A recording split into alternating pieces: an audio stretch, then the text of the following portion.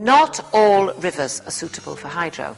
And as we've said, this is because they work by exploiting the water's potential energy, the water's fall or head, along with a smaller amount of its kinetic energy, the water's flow.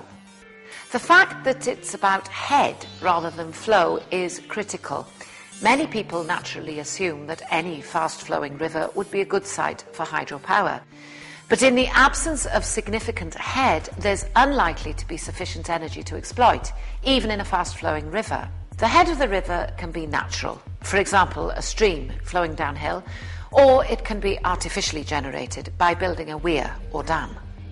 While there are systems that operate mainly on flow, they require a very large river with a very high flow rate, and large volumes of water need to be extracted.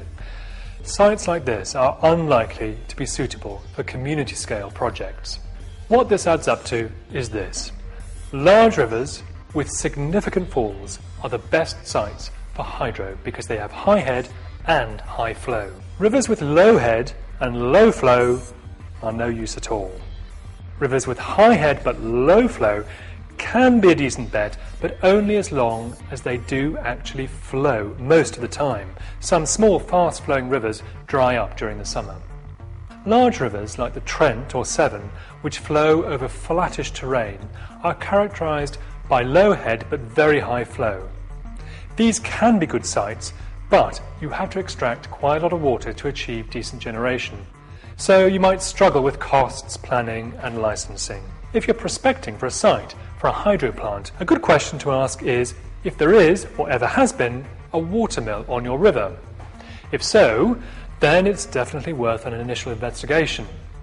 The River Frome in Somerset once powered a string of mills that were used in the wool trade, with some of them dating from Saxon times. Today, many have been brought back to life as hydro plants.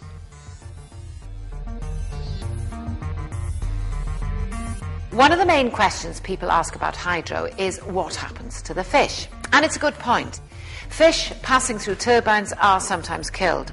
So most hydro plants are designed to keep fish out, using bypassing channels, sieve-like screens, eel pipes and even fish ladders. These are a series of small pools, one above another, that migrating fish like salmon can use to jump up and bypass the turbine. All hydro schemes, no matter how small, must be licensed by the Environment Agency, who will expect to see plans on how the river's wildlife will be protected, both when the scheme is being built and after operation.